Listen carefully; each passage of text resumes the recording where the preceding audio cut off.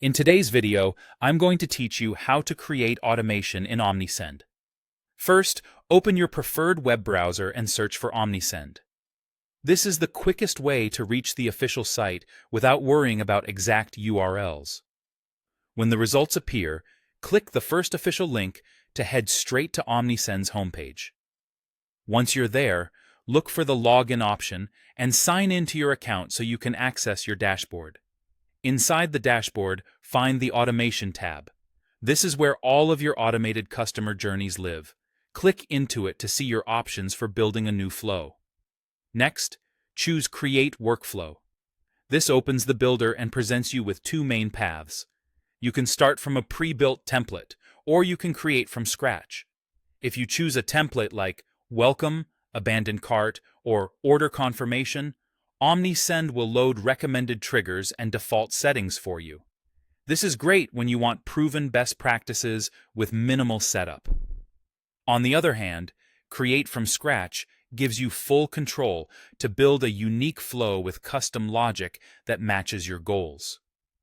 Whichever route you choose, begin by clicking the trigger block.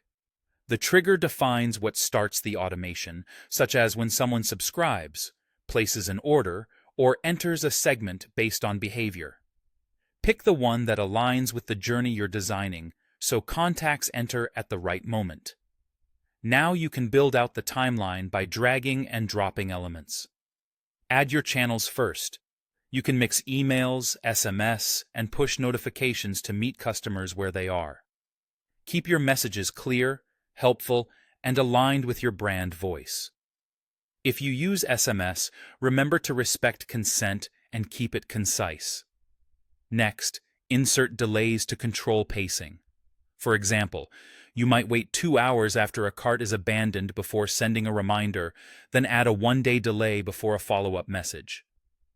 Good spacing helps avoid fatigue while keeping your brand top of mind. Then, add conditional splits to personalize. You can branch paths based on behavior or customer properties, like sending a special message to high spenders or changing tone if someone has already engaged with a previous email. This ensures your workflow stays relevant. Finally, set the rule for when a contact should stop receiving messages, such as when they complete a purchase. Ending the journey at the right time protects the experience and prevents over-communication. When everything looks right, click Publish Changes or Start the Workflow. Your automation is now live and ready to run based on your trigger and logic.